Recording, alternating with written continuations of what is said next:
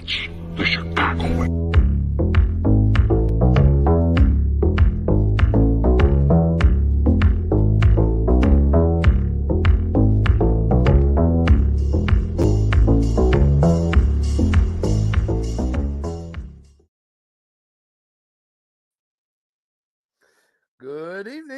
Good evening, everyone, and welcome to another episode of What's Up, Cuz, here on the Sports Zone Chicago Network.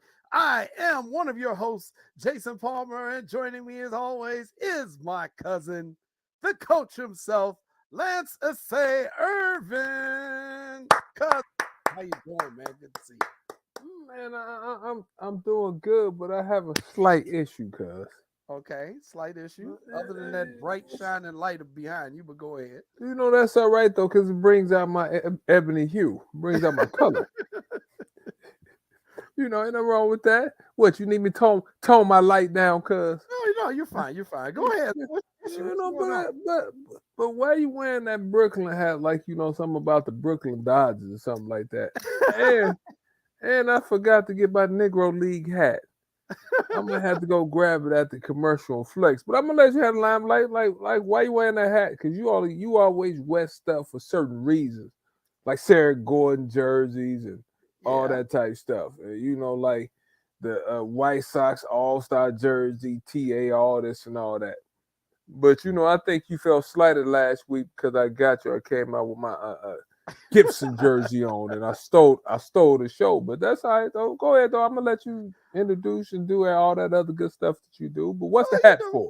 What's the hat for? I'm wearing my Brooklyn Dodgers hat because April 15th is Jackie Robinson Day throughout Major League Baseball. So I want to celebrate that. And there's another reason I'm wearing this hat today. Why is that? Because we have a new segment because we got such a wonderful response last week. So returning this week is our newest segment, What Lance Knows. Oh, here we go again. And so all our questions this week that we're going to have for you are about Jackie Robinson. So you're going to get 5 questions on Jackie Robinson. So we want to see what you do. So that's why I'm wearing the Brooklyn hat for this week. Tell our boy Armando welcome to the show. But Armando, what Lance knows, I think I was like 80% last week. So I'm looking forward to going 80% again this week. So Lance knows. Just let me tell you something. We want you to get 100, man. Be 5 for 5, man. I mean, sometimes you have to take what you can get, but I take 80% now. But I'm shooting for 100. Okay. So with that being said, okay. Yeah. What's up, cuz? Let me leave you alone and let you do your thing. All right, so let me introduce everybody to What's Up, cuz. If this is your first time tuning in to us, welcome. This is our regular Monday night show from 6 to 8 p.m. Central Time from the city of Chicago, where today it is a whopping 34 degrees. Ooh, Jay, it was just 80 degrees this weekend. They was wearing Daisy Dukes and all that extra stuff. We were talking about Freaknik, and ladies just went out and put on, like I said, spaghetti tops, string tops, and everything string you want. Now we go outside, Jay. We got our winter coats on again. Unbelievable. I know. And it was snow flurry. So, welcome to spring in Chicago. So, welcome everybody to What's Up, cuz. Once again, I'm Jason Palmer along with my cousin, the coach himself, Lance Irvin. And we appreciate those of you who are tuning in on the Sports Zone Chicago YouTube channel. We appreciate you all checking us out there. Go ahead and leave us your comments and questions and likes, and also subscribe to that channel. It'll give you access to all the shows we have here on Sports Zone Chicago. If you are tuning in via the Facebook live feed that Lance Irvin usually has, I got mine. Yeah, look at, see, got to remind them. Put your Facebook live feed up, cuz. Go ahead and send us some shouts out there as well. We appreciate it. And if you're watching us on the Sports Zone Chicago Roku channel, if you have Roku and you have not downloaded the Sports Zone Chicago channel, what you waiting for? Go ahead, add it. You can check us out via that streaming service. And if you are mobile and on the go and always got something to do, or you're in the car or somewhere else and you're trying to tune in, that's cool. Just download the Sports Zone Chicago app. We have an app. You can put it on your phone. You can put it on your tablet. Anywhere you can download the app. We encourage you to do that so that you can take us with you. Gives you access to all the shows, the reruns, if you missed the episode. And, of course, today's live show as well is also on the app. And if you do not have the Sports Zone Chicago app, my cousin Lance, he's getting ready to tell you where you can get it. You find on the iTunes store, Amazon store, and the Google Play store. And also, like my cousin Jason said, you can make sure you guys follow my cousin Jason on the social media platform, also my social media platform. My cousin says some crazy stuff, but he writes some very good articles. So make sure you follow him and follow us, and welcome to the show. But cause you know what though? Before we get started too though, see, you're not an NBA basketball guy.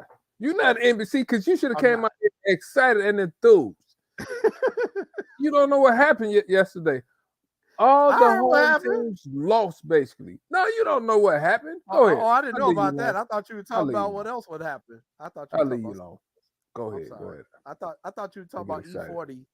I thought you were talking about E40 getting escorted out of the game. But Oh, okay. yeah. What happened? I heard some of it, but what happened to the man? We'll Like, talk about that later. okay, let me That's a leave whole that different. alone. That's a whole different segment. But yes, you are the NBA guy. That's why we have you on the show. You are our basketball aficionado, and thanks to you, tell them who we got coming on tonight. Coming up at 6:30 because we got a great guest coming up. Well, one thing about us, Jay, we started this show as a platform to introduce people that probably doesn't get enough limelight, but this man right here is getting a lot of limelight. When I called him up, I said, "Hey, champ." He was like, "What's up, champ?" He called me, "Hey, champ, we need you on the show." So I said, "You know what? Jay, let's get him on." So he said, love to be on. So no other than my man, associate head coach, Kamani Young from the Yukon Huskies. Didn't they just win that thing about 2 weeks ago? They did. They are the current national champions. So Kamani is coming up at about 6:30. So in about 20 minutes, we're gonna have him coming on the show, man. I'm gonna see if he's still celebrating or if he back to the grind. Because that's the thing about you coaches. You can't even celebrate the doggone championship before you back recruiting No, again. you can't. But Jay, can you put that picture back up for us if you Yeah. I can can put him real up. quick? Yeah. See, I got a bone to pick with him. See, let me tell you why I got a bone to pick with him. See, he got the fitted sport coat on with the Ferragamo belt. He's trying to dress like I used to dress, cause I got a bone to pick with him now. Okay. Kamani is my man now, but Jay, see, you'd have noticed that, Jay, and that shirt looked like it's tailor made also. Well, Okay, I we got a gonna bone to pick with him. I got a we gonna bone to talk pick with about him. that because you've gone with the whole. We all need to just wear polo shirts and basically shorts on the sidelines. So. No. I said every now and then you should be able to wear a pair of slacks, your cold hand, and a pullover. I said, me myself, we gonna ask Kamani that. Me myself, I like wearing suits. But CJ, I got a whole closet full of suits. It don't matter to me. But with that being said, you should be able to wear slacks and a pullover every now and then. Yeah. Lance, you just set the tone, man. You set the bar high, and he's trying to. What do you want? He's like, you know what? He emulates you. You know what I mean? You know the old saying, imitation is the highest form of flattery. He's like, damn, Lance, G the frick up. Damn, I think I need to step my game up. Son, I'm gonna That's it. have to That's ask him about that. Let me think about that question, cause dressing attire. Yeah, let me get him on that. Ask him. Good. Yeah, we gotta ask him about that. So he's coming up at 6:30. So he'll be coming in from Connecticut, unless he's on the road traveling, but he will be tuning in. He's excited to join us, so he'll be checking in with us in about 15 minutes or so. And then we got some other topics to discuss. And we'll get into some of those actually right now. I think we'll get into some of those right now. So we're gonna start things off doing some self-promotion. Sometimes, that's Irvin, my mama told me it's okay if you pat yourself on the back a little bit. That it's okay to do that every once in a while. It helps, keep your confidence flowing.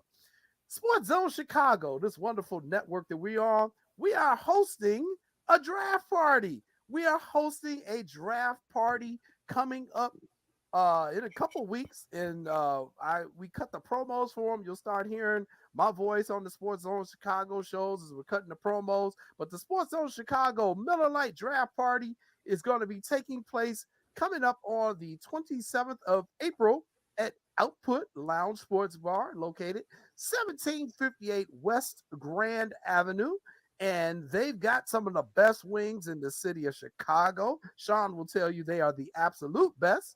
So come on by and try some of the wings and join in on the argument. You had some of the wings too, Lance. We were out there a few months ago. What are your thoughts on the wings at Output?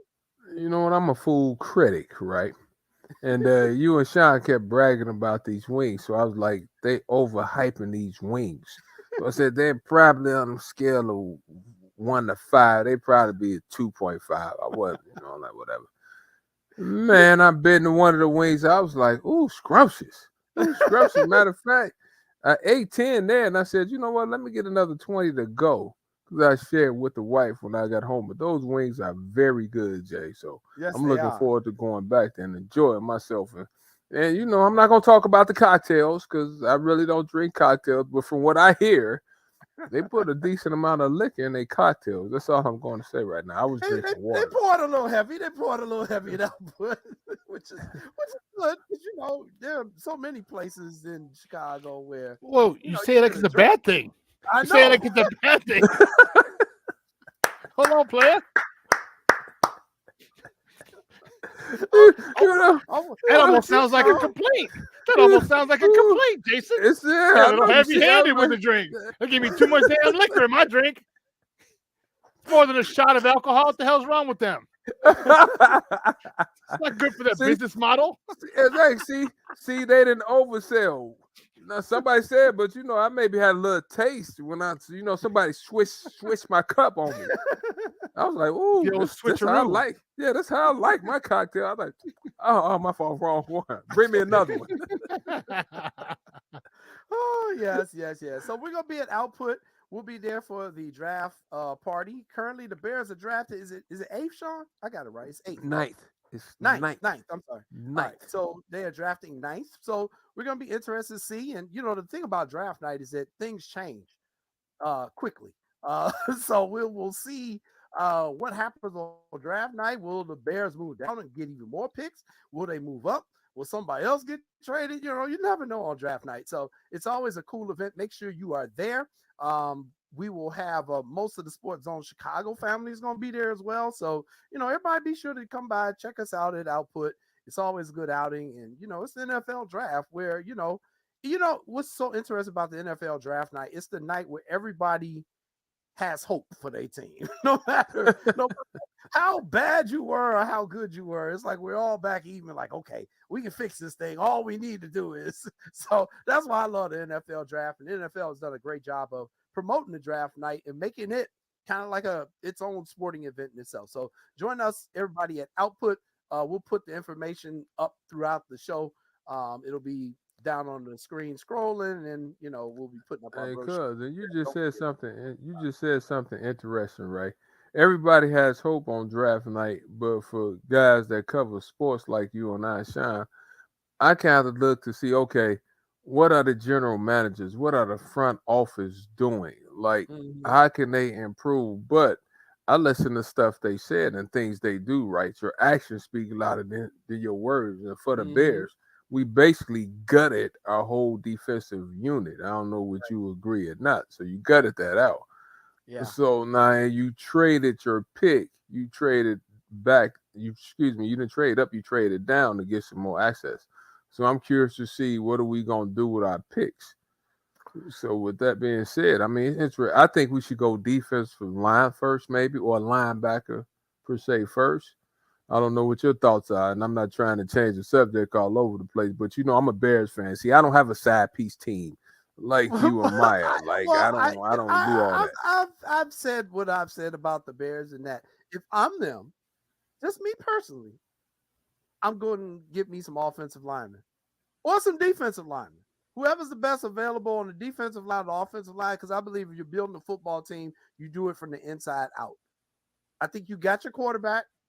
You can always get receivers and running backs, but you better have somebody who can block for them. Otherwise, you ain't going nowhere. And last year, we saw Fields running for his life, and I'd like to see the young man get some protection so we can get his full potential in. So that's just me. We'll have more draft talk coming up a little bit later on in the show. Our girl Gia, she's out there checking in. Oh man, I'm happy. I'm leaving Chicago Monday. I hate I'm going to miss it. Oh, Gia, you're not going to be at the draft party? Well, that's all right, Lance. He's going to eat your wings for you. But the question is Jay, where's Gia going? See, because Gia loves sports. We're fooling around watching TV, and Gia be at the Milwaukee Bucks game, or be Boston. Matter of fact, she might be at the Phoenix Suns game. You'll never know. See, that's the $1,000,000 question. See, you always think. See, you taught me to think more than what she's saying. Like she's saying something, but it's something else being said. Why are you all in Gia business? Gia might be Oh, my dipping out bad. for a romantic weekend somewhere. You up here putting this woman business out here on the Sports Zone Chicago Airways. Shame on you. Oh, what's up to Patty too? I saw Patty checked in earlier. So, but we will see. I'm sure Gia will pop up one of these days, and we'll get to see her face to face, and she'll get to hang out with the crew. All right, hey, let's talk a subject before we go into our newest segment. The Chicago Bulls season is over. Got to give you credit. You said they were going to finish pretty much where they did. Where do we go from here, Lance? Because I obviously missed on this one. I thought they were going to be a 3 or 4 seed in the East at the beginning of the year. You did not agree with me, and you were 100% correct in doing so. I mean, first of all, if you the Bulls, right, you have to say the season was a disappointment. When you have one of the best 2 guards in the league in Zach LaVine, you have a DeMar DeRozan that's one of the top probably 10 scorers in the league, and you have Vuk, who's a formidable front line guy. You say you have 3 really good players. But with that being said, Jay, we won like 39 games or 37 games, something like that. I never thought that we really got our rhythm until like the end of the year when we started playing better. When Patrick Beverly came around, we won like 5 out of 8 or 6 out of 8. And I think the injury, we were 40 and 42, excuse me. I think the injury to Lonzo Ball really hurt. Right. So I thought he was going to come back at least by the midpoint of the year. And he missed the full year.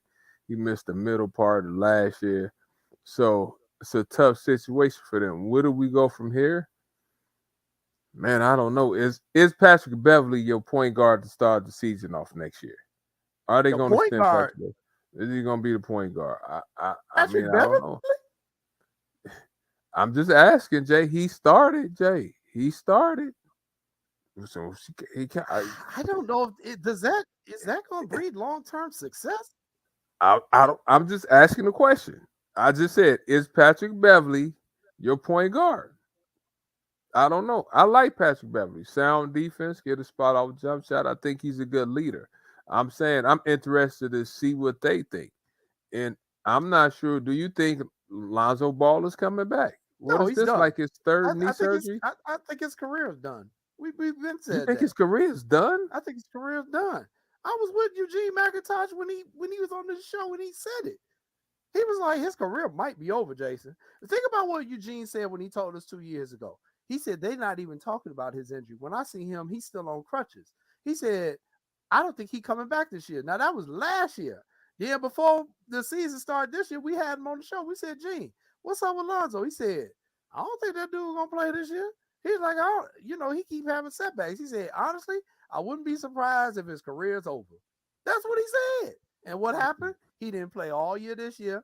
And now we find out he got to have a whole nother knee surgery. You had knee surgeries, Lance. It's only so much cartilage in there. You can't be going in there 3-4 times within like a year, 2-year period. Well, let me give you a couple of names to see why it maybe is a little bit of hope. Steph Curry. They were saying the same thing about Steph Curry, about his ankle. You remember?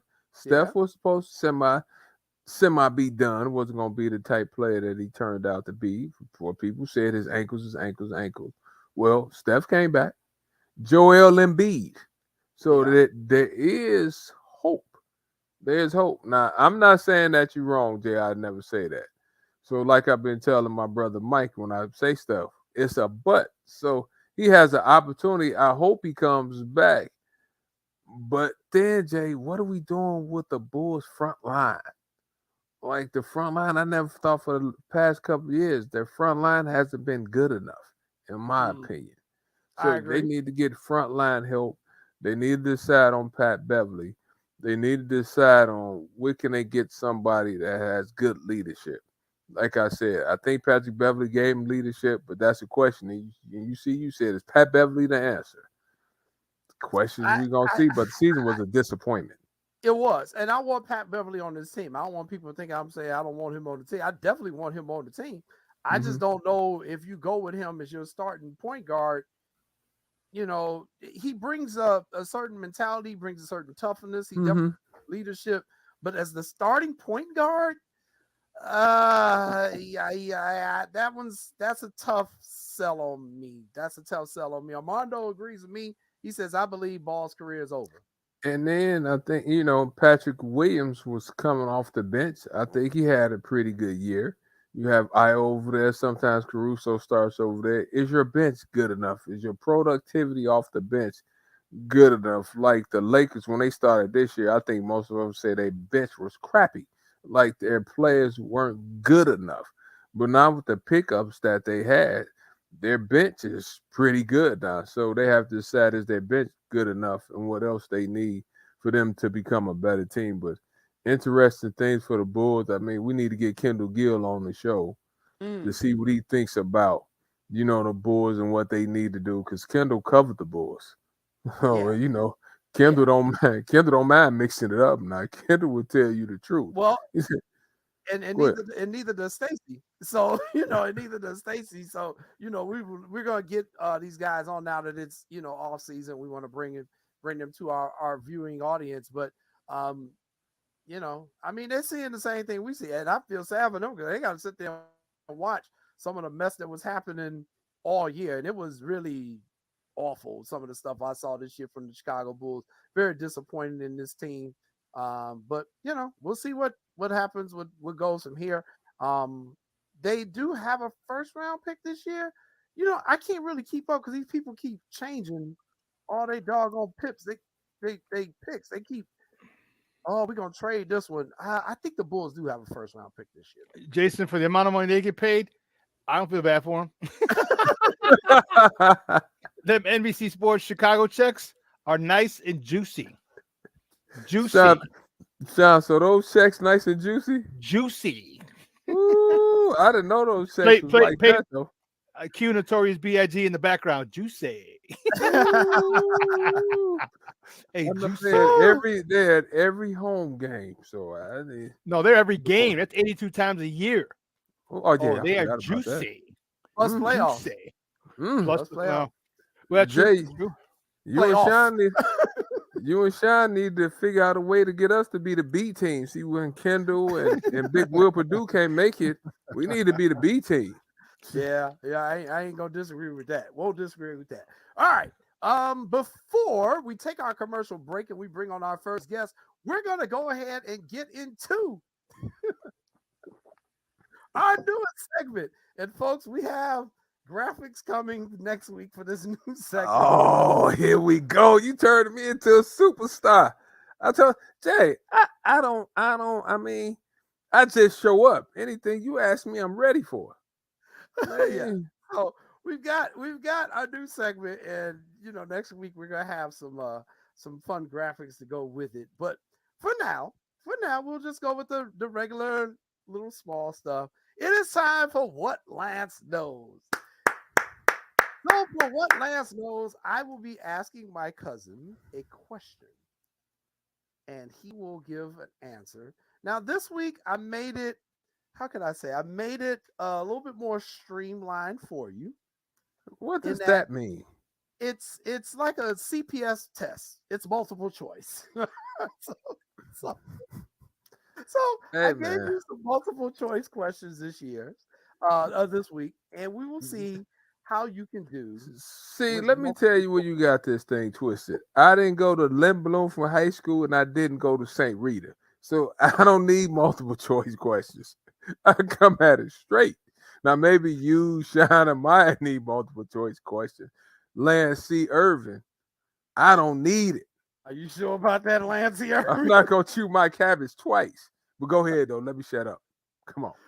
All right, we shall see. So, Sean, you have the corresponding correct answer in pictures this week. In pictures this week, you have the corresponding correct answers, and I just put them in order so they are in the folder. Lord have mercy. This is getting ready to be funny. Let's go. Gia Warren's got your back. She says, "Come on, Lance, you can do this." So here we go. So thanks, Gigi. Come on with it. All right, here we go. Here's our first question for what Lance knows. What Lance knows. I do my TV game show host for you. Let's go get it. In what year did Jackie Robinson break the modern Major League Baseball color barrier? Was it A, 1937, B, 1957, C, 1947, or D, 1967? What year did Jackie Robinson break the modern Major League Baseball color barrier? A, 1937, It's not B, 37. 1957, C, 1947, or D, 1967? I'm going 1947. He's going with 1947. Is that your final answer? Final answer. Sean, is 1947 correct? It is. Come on now. Talk to me nicely. 1947. Lance Irvin, you're Talk on to the me board. nicely. Talk to me nicely. Talk to me nicely. Talk to me nicely. It's a check mark for that one. All right, that's one correct. All right. All right. Question number 2 for what Lance knows. Major League Baseball retired Jackie Robinson's number in 1997. His number is now worn by all Major League Baseball players on April 15th, which is official Jackie Robinson Day. What is his number? Is it A, 22, B, 32, C, 42, or D, 72? Well, you know what, Jay? You know, you give me questions that it's 42. Everybody knows it's 42. Okay. All right. You're now 2 for 2. 2 for 2. You're batting 1,000, Lance. All right. Those are the easy ones. I always try to give you, I try to prime you. I got to prime you, get you primed up, All right. Now we'll get into the more difficult Okay, questions. come on. Now, on this one, I need you to listen to the question very carefully. Okay, come on. All right. Here's the question. What position did Jackie Robinson play for the Dodgers in his Major League Baseball debut? What position did Jackie Robinson play for the Dodgers in his Major League Baseball debut? Was it A, second base, B, first base, C, pitcher, or D, third base? That's tough. But I'm going to go with second base. Second base. Okay, he replies A, second base. Sean, does the picture correlate with the correct answer? No! That is not correct. He played first base in his Major League debut in his very first game. And then after that, he was moved to second base. But in his very first game with the Dodgers, he played first base. So you get an X on that one. You just don't want me to be great. You just didn't want me to be great. So you're now 2 for 3. You're batting 666. 666. All right, here we go. All right. Question number 4 in what Lance knows. He's 2 for 1. Thanks for updating the graphics, Sean. Appreciate it. All right. Before playing professional baseball, Jackie Robinson served in the military. In which branch of the military did he serve? Is it A, the Army, B, the Navy, C, the Air Force, or D, the Marines? What branch of the military did Jackie Robinson serve in before he played baseball? Army, Navy, Air Force, or Marines? What is your answer? I'm going to go with Navy. He's going with the Navy. He thinks he was on a ship. All right. Sean, is that the correct answer? That is not a Navy uniform, Lancer. That is the Army. I'm sorry. Jackie. Killing me. Jackie Robinson was in the Army, sir. He was in the Army. Oh boy. Brandon's trying to help you out as well. Everybody's trying to help you. So you're now 2 and 2. So you're at 50%, Lance Irvin. 50%. Let me listen to my theme music. Let me get my mojo back. Okay. Okay, all right, I'm ready to go. I'm ready to go. I'm We ready to probably go. should have played that before the show. I'm ready to started, go. but okay. I'm ready All to go. right. I'm ready So to now go. we move I'm ready to to go. question number 5. Here's I'm your ready to last go. chance. Ready You to can go. finish at 60%. I'm ready to go. All right. Let's go. At Let's what go. university? Oh, I'm sorry. Jackie Robinson lettered in 4 sports at this university. What university did Jackie Robinson get 4 letters in for sports? Is it A, UConn, B, UCLA, C, USC, or D, UTEP? UConn, See, UCLA, USC, Jackie, or UTEP? Jackie Robinson giving me California vibes.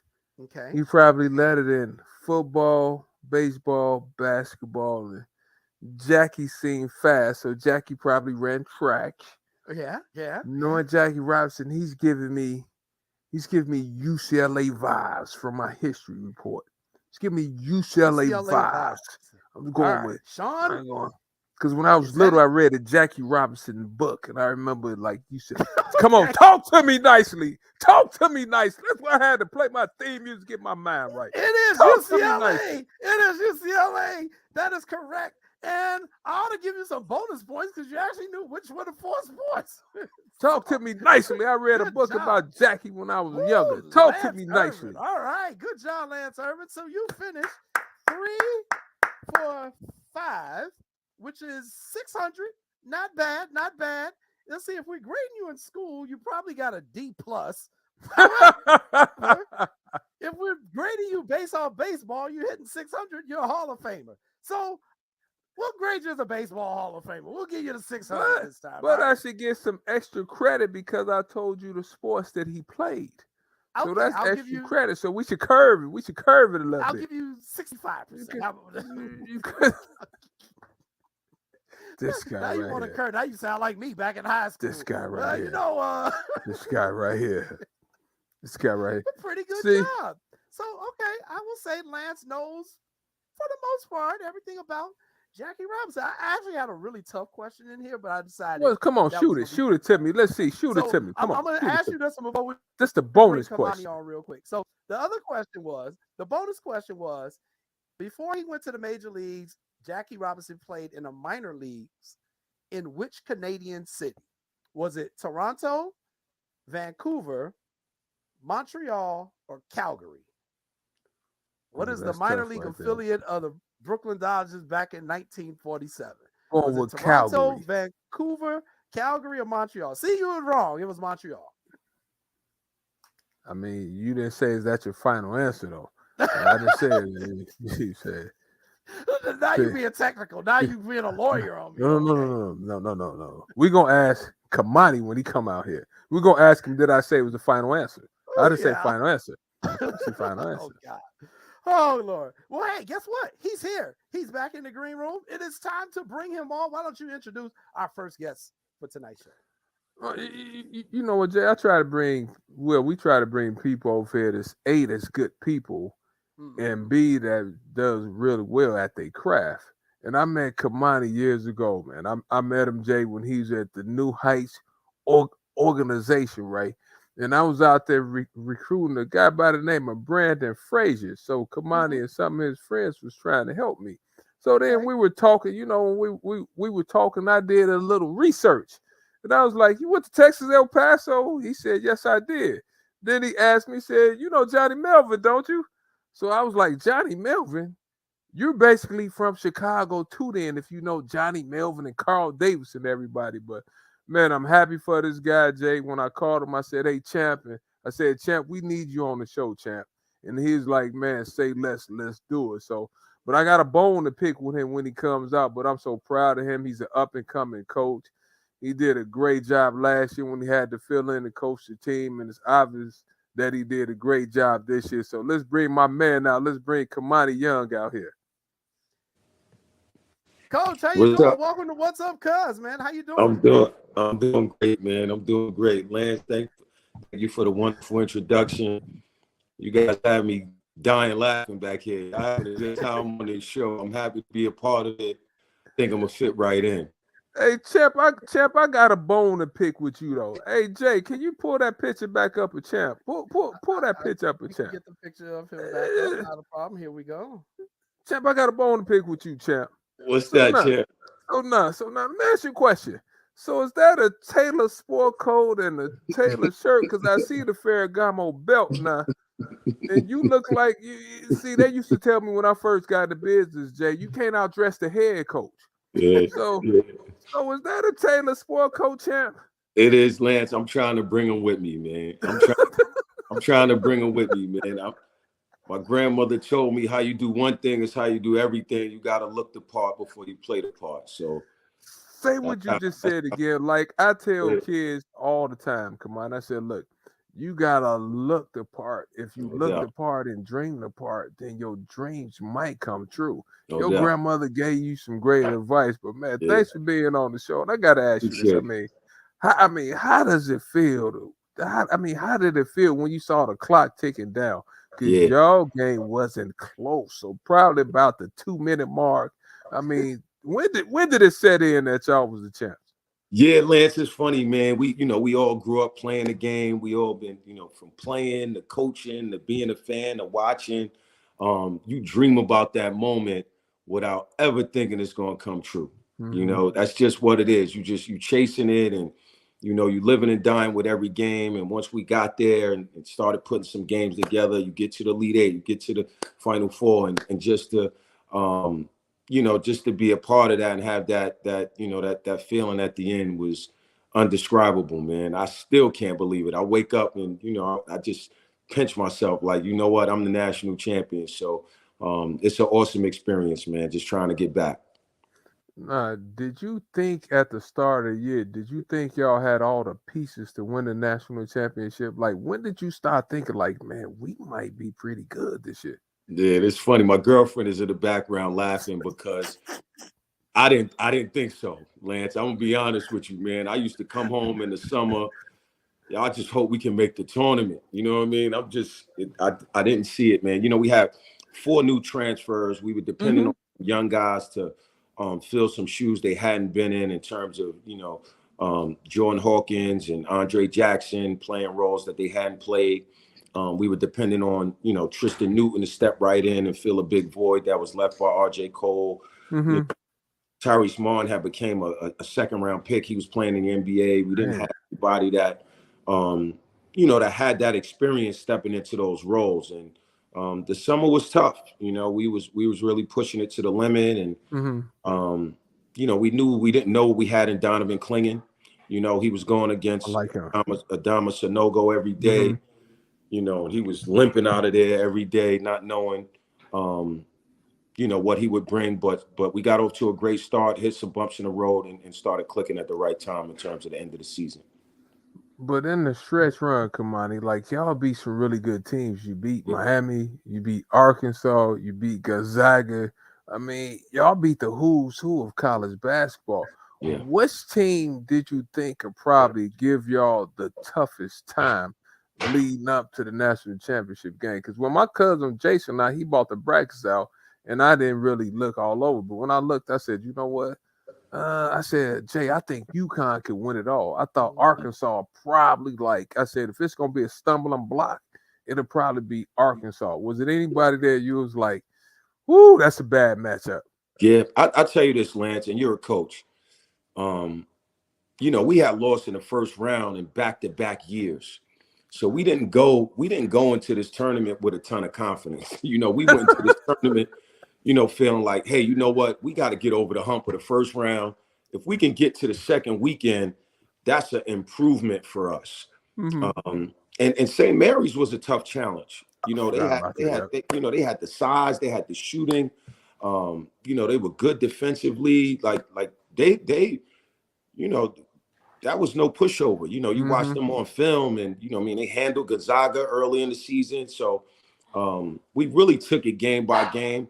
Arkansas was a tough matchup, because of their size and their length. And, they had 2 top 5, top 10 picks and Anthony Black, Nick Smith. So, you're looking at them on film. But what I realized going through this run is how well the Big East conference prepares you for the postseason. Mm-hmm. You know, it really does. The physicality that we see night in and night out. You know, none of those teams we played in the NCAA tournament, with all due respect, matched up to that. Mm-hmm. You know, like I saw Providence play when you talk about being physical, right? And I watched them play, and I said, you know what? They more than physical. And I watched Creighton play too. So y'all league is like, people say Power 5. Y'all are a Power 5 league. Yeah. So with that, yeah, y'all Power 5. But how has your life changed since y'all won the championship? Has it changed? Has it changed? Are you eating? Are you getting more free meals? Not yet, Lance. I mean, listen, it's funny, man. You play so long that you don't get a break. You know, now you're dealing with who's leaving, who's staying. Oh my goodness. You know, that's a challenge in itself. You know, and then you're looking in the transfer portal to try to supplement, you know, the guys that we got coming back and this, you know, incredible recruiting class we have coming in. So it's been nonstop, man. I'll get some time off, really, man. You know what? And I'm going to get to the transfer portal in a hot second, but do you think it should be like a break or two after the season where, you know, like, look, everybody needs to take 2 weeks? Because I think football, if I'm not mistaken, I think they get about a month off or a couple of weeks where you can't do nothing.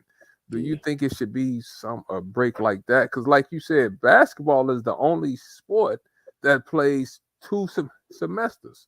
Yeah. So what's your thoughts on that? Yeah, Lance, it's tough, man. You know what I mean? Like most of those schools that we were competing against in the transfer portal, they got a head start on us. You know, a lot of those teams, you know, were done, whether it was the first round, second round, and they can get a jump start on those, you know, on those transfer portal kids. We're playing all the way through to the last day of the season. And then you fly in, you know, parade and back at it. We had a visit on campus this week. You know, so I do think that that's something that the NCAA needs to look at. We all need a break. We all need some time to, you know, spend with our families and try to regroup and get ready to do it again. But I wouldn't have it any other way than we had it this season. So, John, just a follow-up to that previous question. Let me ask you this then. How do you spend the downtime that you get? And I know it's really precious to you when you do get it. Yeah, just spending time with my family, man. I like to get out. You know, I like to get to a beach, you know, find some sun. You know, listen, I've been at UConn the last 5 years. I was at Minnesota the 5 years before that. I had 1 year at FIU where, you know, didn't have to go too far to get away, but, you know, I love getting down south, getting to Miami, you know, getting down to some water, man, and some sunshine. And the thing is, Jay, Kamani has 4 kids, if I'm not wrong. So how did the kids take it all? Because the kids want you to be daddy too. And you have the pressure, I think, of working at UConn, because UConn used to win the national championships. I think that's probably the 5th one. So how do you blend that for the young coaches looking family time versus job business time? Yeah, you gotta find a way, man. You know, I'm fortunate, man. My family supports me. You know, my 2 oldest sons are at UConn, so I get a chance to see them every day. Their managers in the program. You know, my daughter, you know, they've been around it their whole life. So they've adapted well. And when, you know, when the time permits, man, I like to pour everything into them as well. Come on, this is where I don't envy you. Then I'll let you ask the next question, Jay. I don't envy y'all because this transfer portal is changing the game. That and NLI is changing the game. And we talked about it. Like, it's like, what, 1,200 kids in the transfer portal now? Yeah, It's not a scholarship for everybody. So, and you had to deal with the player to transfer. What advice do you give to players when they say, hey, coach, I think I want to jump in the transfer portal? How do you handle that? Yeah, it's tough. It's every situation is different, you know, Lance and Jason. And I'm not here to condemn the transfer portal. I think that as a coach and, you know, as a, you know, somebody in this business, we all have to adapt to it. But I think that, you know, every kid and family has to really take a step back and evaluate the whole situation before they just run and jump into the transfer portal. You know, so like if I'm not playing my freshman year, my answer is just, you know, jump into the transfer portal. You had 6 McDonald's All-Americans that are transferring this year after their freshman year. 6. Wow. That's unheard of. That's that. You know, and that's the problem that I have with it is that, you know, growing up for us, you had some adversity, you learned how to overcome. You know, you're not playing as a freshman. You know what? I'm gonna get in the gym in the summer. I'm gonna work out. I'm gonna play more. I'm gonna challenge myself against the best. And if it doesn't work out for whatever reason, and you want to transfer, you knew that there was a penalty. I would have to sit out a year before I can transfer and play again. And I think that deterred, you know, young people from just, you know, running away or looking to transfer. So, you know, listen, there was some guys in our program last year. We sat with them. We were honest with them. This is the role we see for you. This is how we see you progressing in our program. You know, we want you to stay, but this is the reality of what it's going to be if you stay here. And, you know, 4 of those guys decided to leave. And we had to replace them, you know, and we got better from it. We wish them the best. Some of them made good decisions. Some of them made poor decisions. But, you know, if we could rewind and go a year back, I'm sure, you know what I mean, some of them would say, hey, I could stay and be a part of a national championship, you know, program. They would have decided to do the latter. So, you know, every situation is different, man. I think it's hurt more than it's helped, but, you know, as part of our business, we got to adapt to it. All right. We are being joined by Kamani Young from UConn. You are watching What's Up, Cuz. We are going to take a quick commercial break and we're going to come right back because we got more questions for him. Because Kamani, there's definitely a question that I need to ask you about in terms of this year's particular tournament. So stay tuned, everybody. Oh, Kamani, get ready. He asks crazy questions, boy. All right, you watching Lance, what's up, man?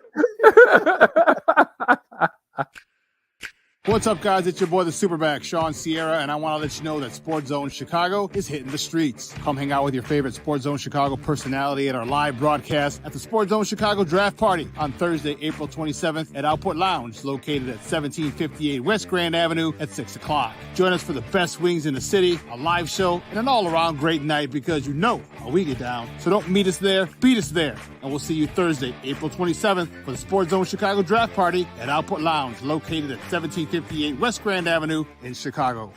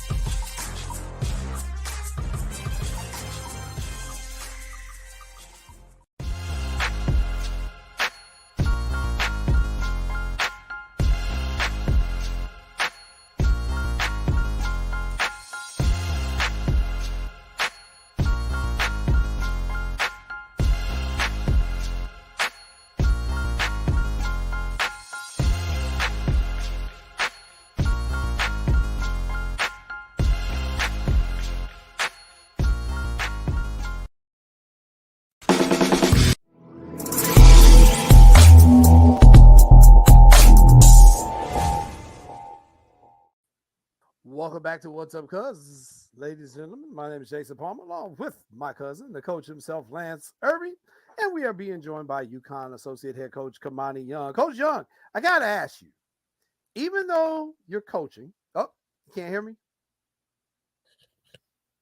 Can everybody else hear me? I can hear you. All right, is it just Kamani, Kamani? can you hear him? Oh, can you hear me, cuz? Kamani can't hear. I can Kamani hear you. can't hear.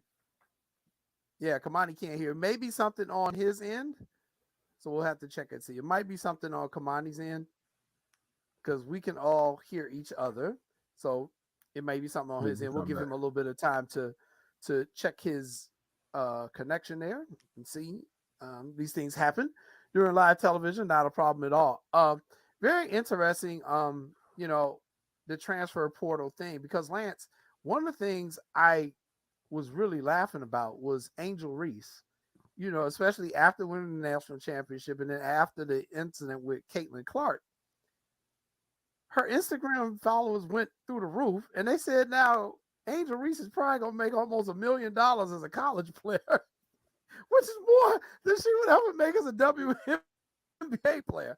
And I'm like, this is the advantage that the female athletes are now starting to get, because for decades they were getting the raw end of the deal, and now it seems like because of what's happening with the NIL that they're able to do this. So I'm gonna bring that up with Coach. Is he ready? Okay, we're ready. Let's bring him back. Coach Umani, how about now? Can you hear us now? I'm good. I'm good. Perfect. All right, Perfect. excellent. All right, so let me ask you this, because you were actually involved in the tournament this year. Mm-hmm. But for those of us who were just fans and we had brackets, this year was a complete disaster. We had people eliminating number 1 seeds in the first round. It was just a complete nightmare. I can't ever remember a tournament this nuts. So what were you thinking about it as you were sitting there observing all these number 1 and number 2 seeds falling, just the wackiness of this year's particular tournament? Yeah, if you follow college basketball all year, man, it wouldn't be a surprise. There was so much parity, across the board in college basketball because of COVID.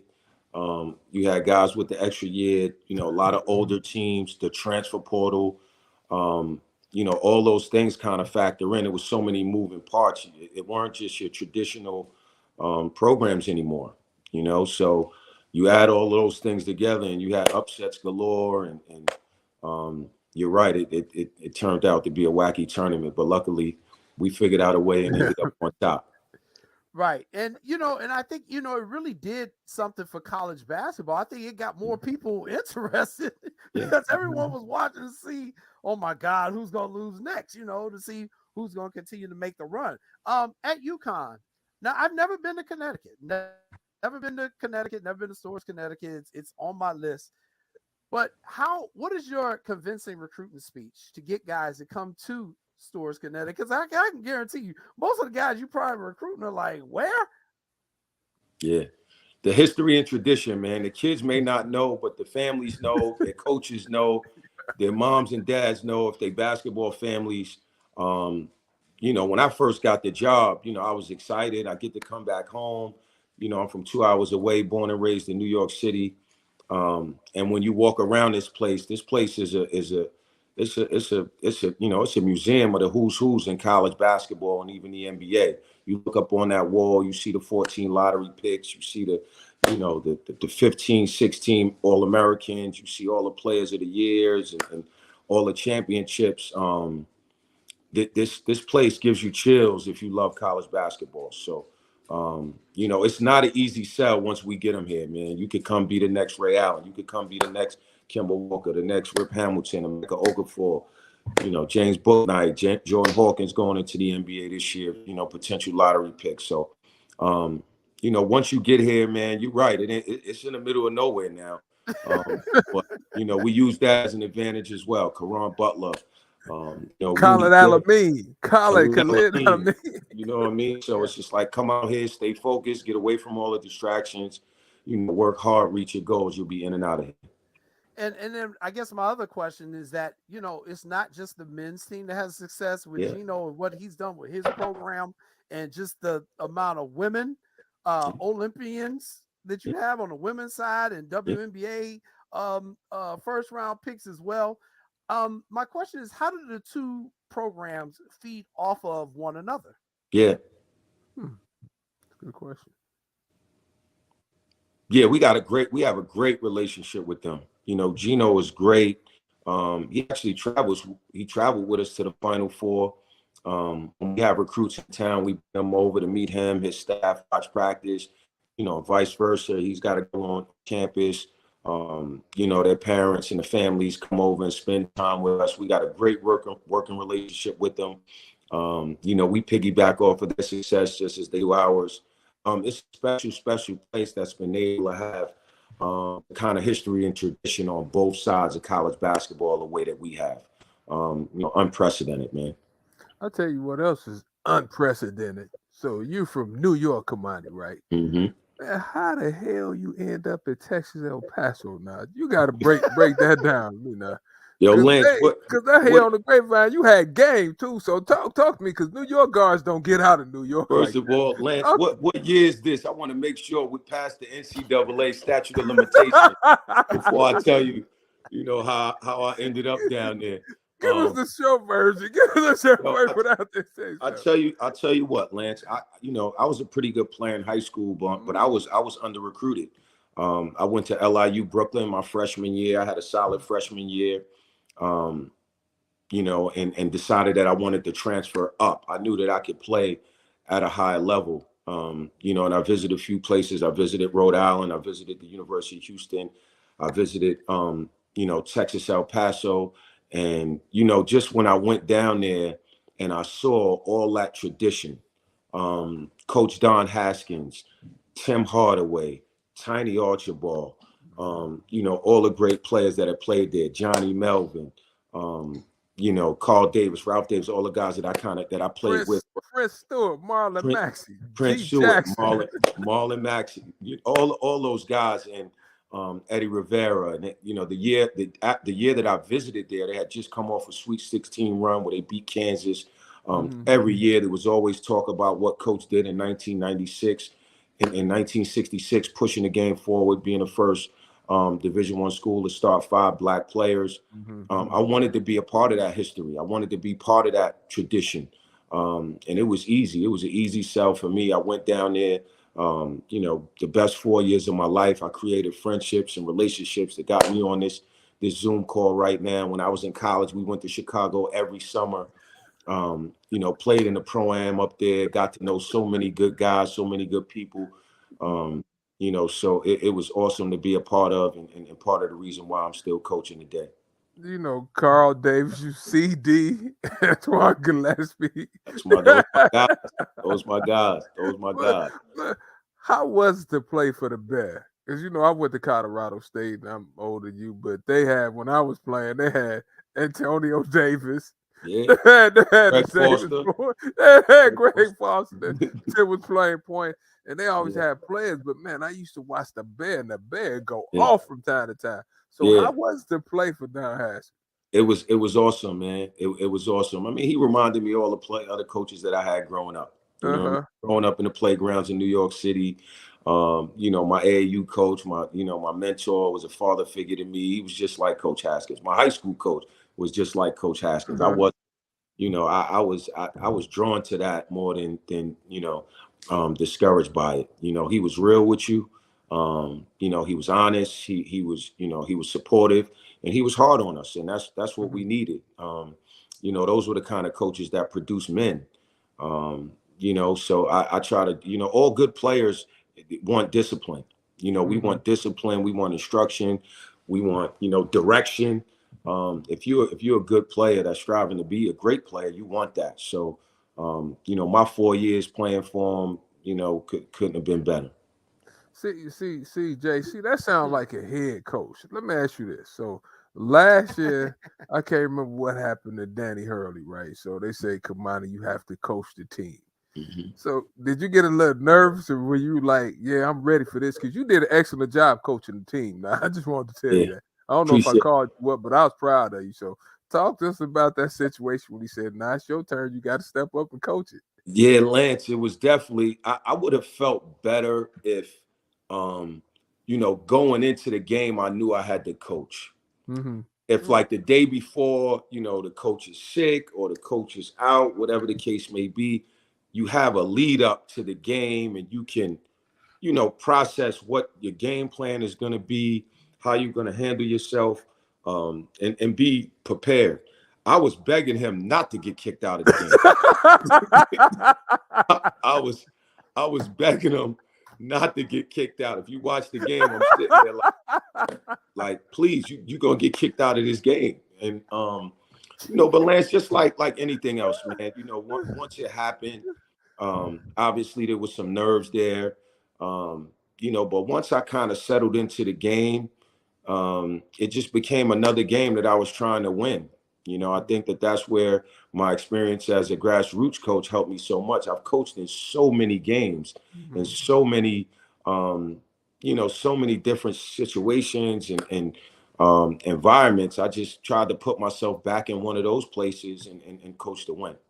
So when you called your first time out, was you looking around like, okay, yeah, I'm here. Was you too busy just in the moment? Yeah, Lance, I was just trying to get to the next time out, get through the 4-minute war, get to halftime, get to the under 12 media, get to the under 8 media. And, I started looking up at the score and we were still there. We were still in striking distance. And I was like, we got a chance. We had a really good team. We was well prepared. Coach had put us in so many, pressure situations leading up to the game every day. I felt prepared. I didn't feel there was no nerves there in terms of being able to execute. We had an older team.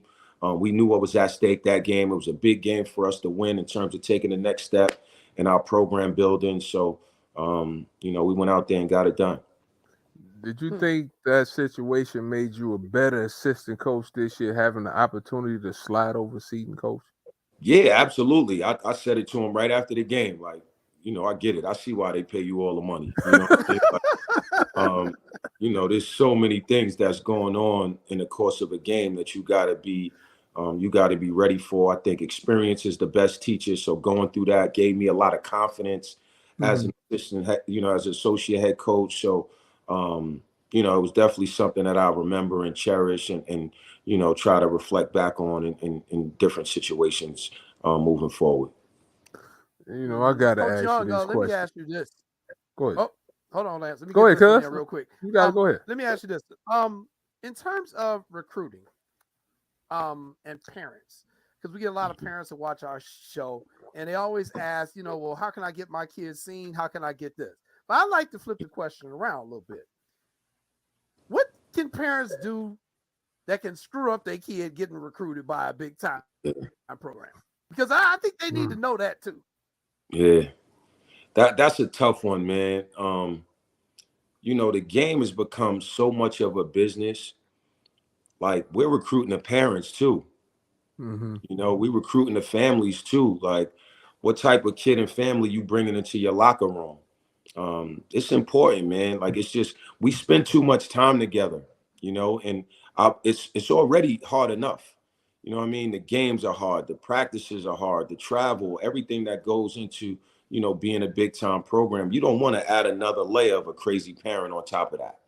I don't care how good you think your son is, or daughter for that matter. So I think parents need to be mindful of that, man. It's great to be enthusiastic. It's great to be supportive.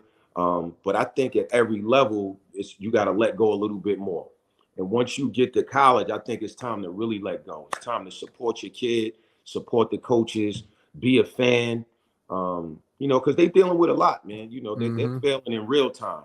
It's not like when we played, maybe a newspaper article, maybe we on TV, once a month or something like that, maybe a big game. But like, every game they play is on TV. Every moment that they're on the court is being reported on Twitter. Everything they do is being scrutinized. So they don't need any external pressure. They don't need mommy or daddy, yelling in the stands, causing a scene. They need support and love. That's an excellent I'm glad point. you said that. Oh God, I'm so glad you said that, man. Oh my God, because come on, I've ref basketball, I've ref water polo, I've ref volleyball, and I'm like, first of all, your kid ain't playing for nobody, so you should be enjoying these moments in high school.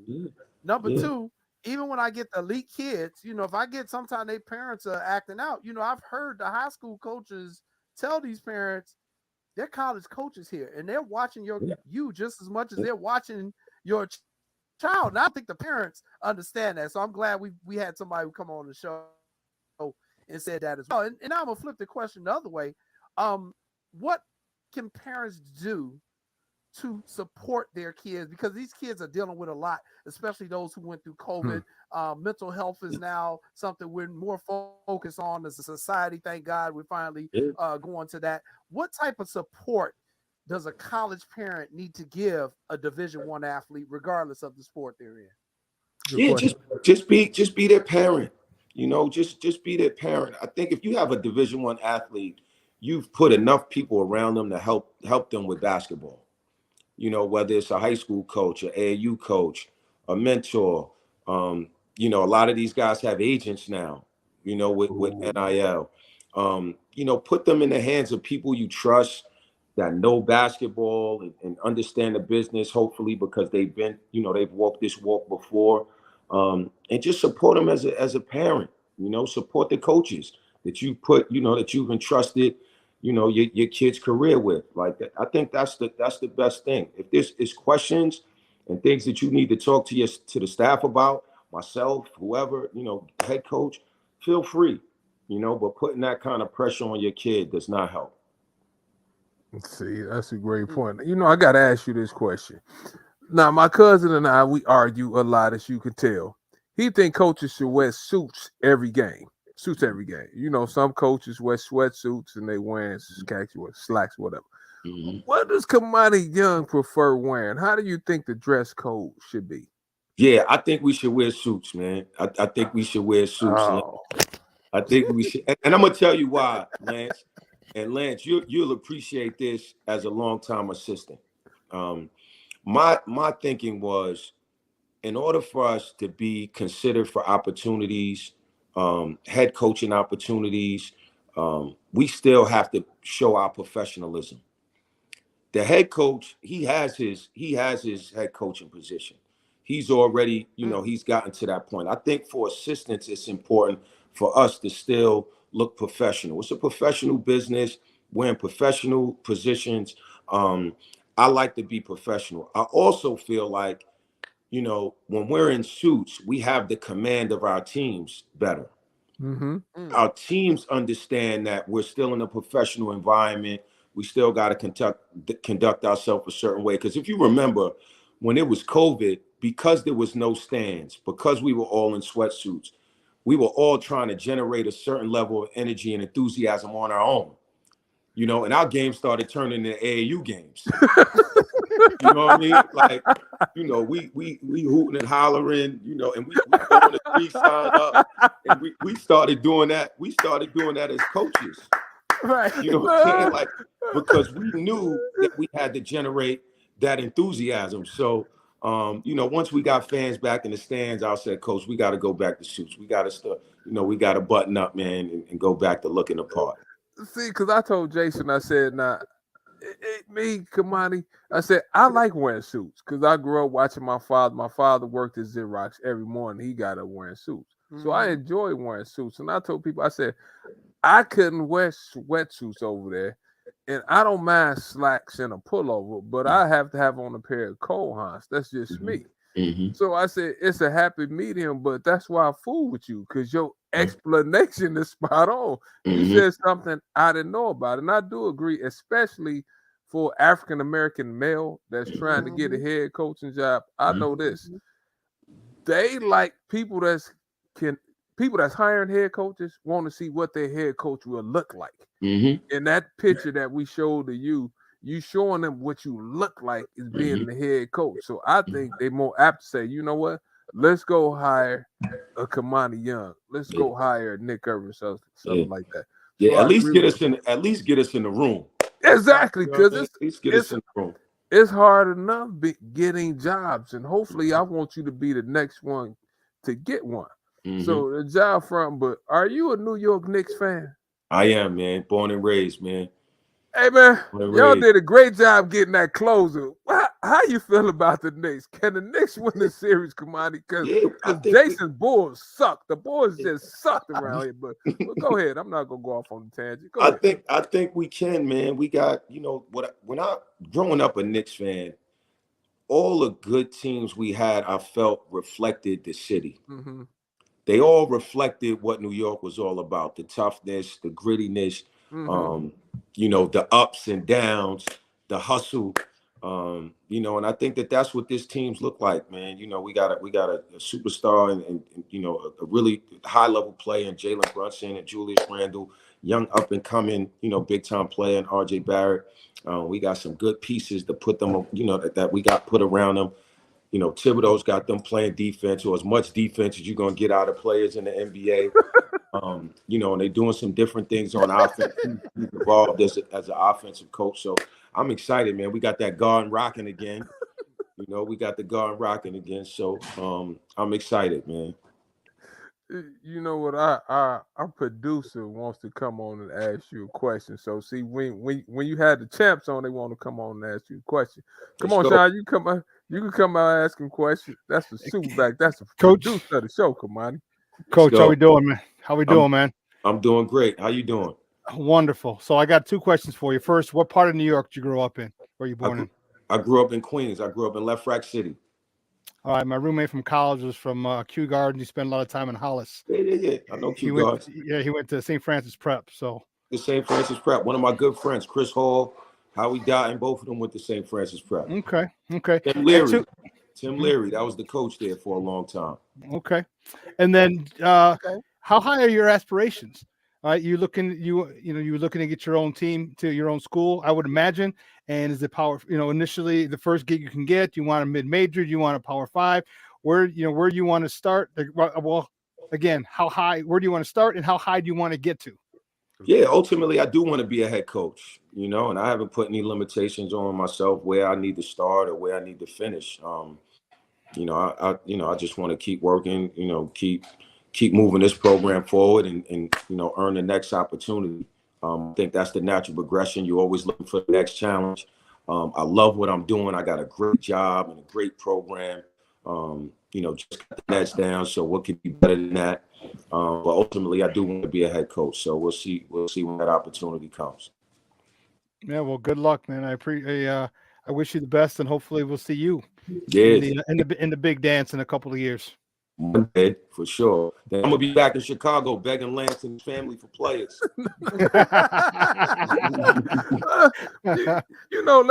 Let me say this while you're on here. Like I said, you're a good person, and I appreciate you helping me when I came out there. Like Brandon Frazier was a good player, so you tried to help me, and I think I don't think people are willing to help like they used to. And I think we need more people like you reaching out like, hey, Lance, we have a player, why don't you come take a look at anything I could do to help you?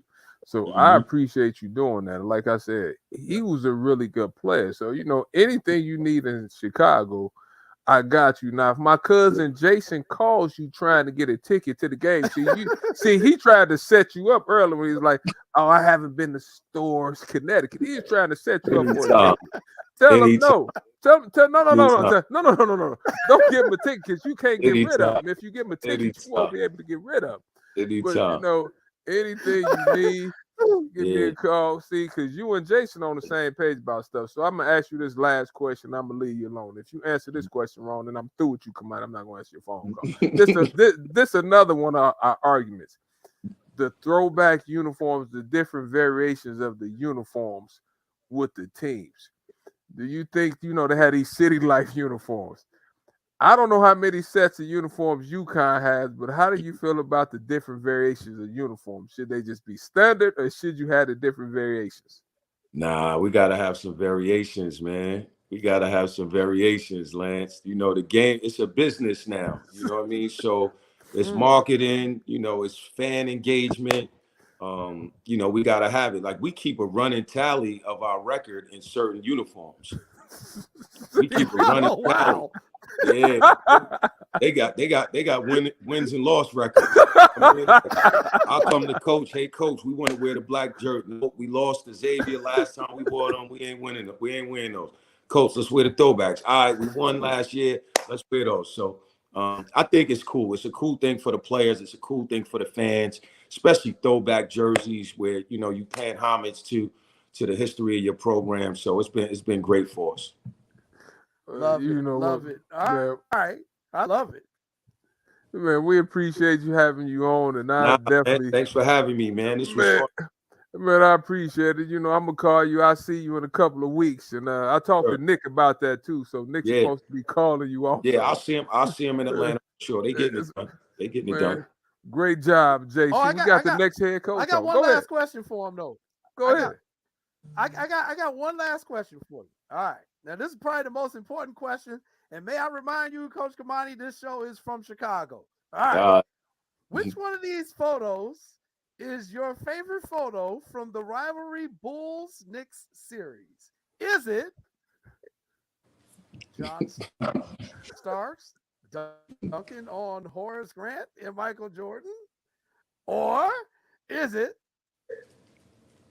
the Scottie Pippen dunk on Patrick Ewing? Which one is the more ferocious dunk, coach? And remind you, we are a show based in Chicago.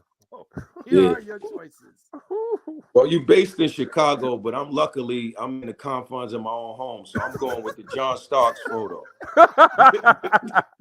If I was in Chicago, then I might think something differently. You know what I mean? Hopefully, when we play DePaul next year, they forget about this show. All right, Coach Kamani.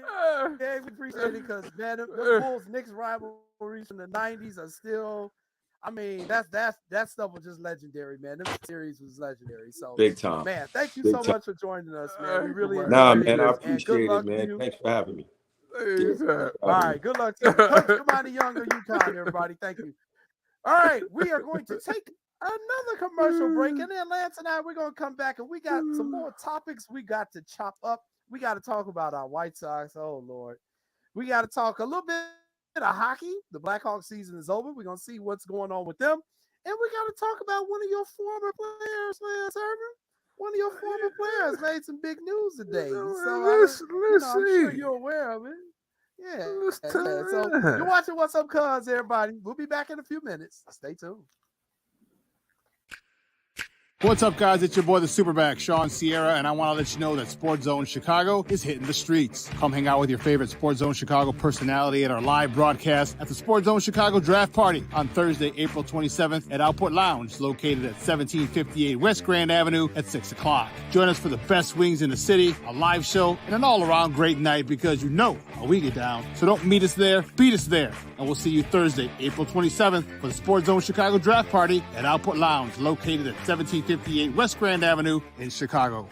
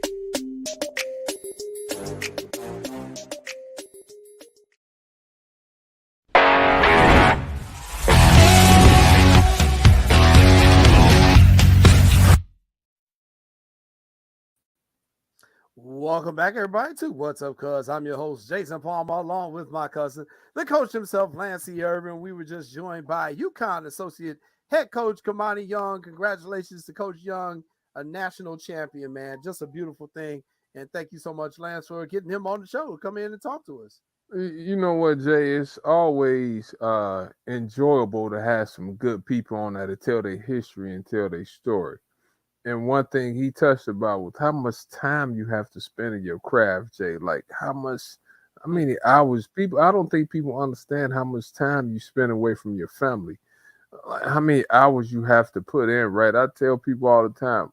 I remember up until Brookie was 11 years old, Jay, I missed 9 of her birthdays. I missed 9 of them, Jay. Like, and one of the ones I made, I was only able to stay there for 3 hours, and I had to jump on a flight and go somewhere else.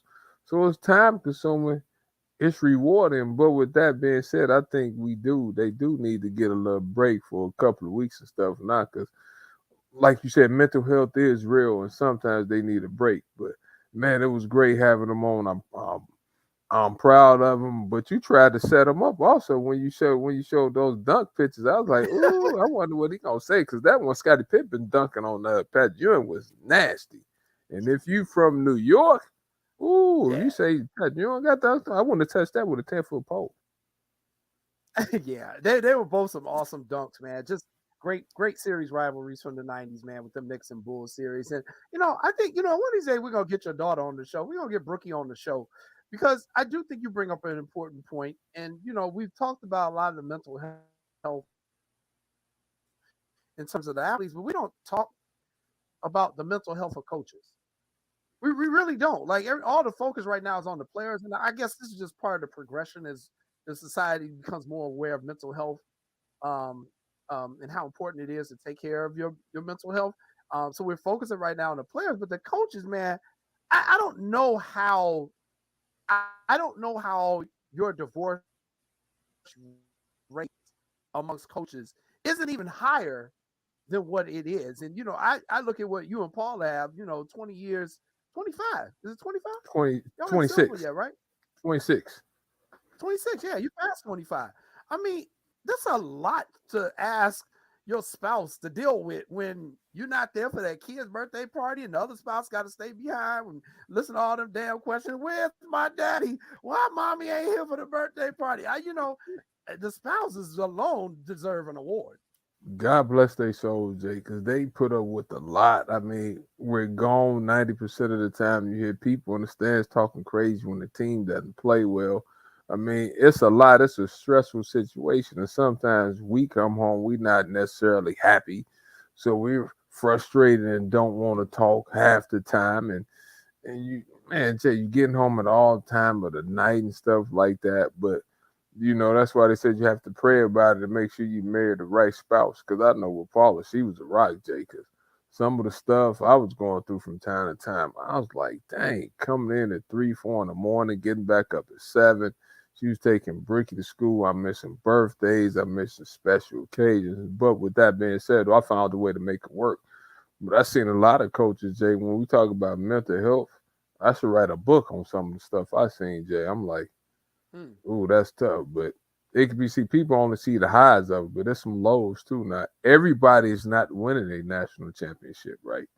Everybody doesn't have a really good team. So everybody administration is not a supportive and good administration. Like everybody doesn't play in front of sellout arenas.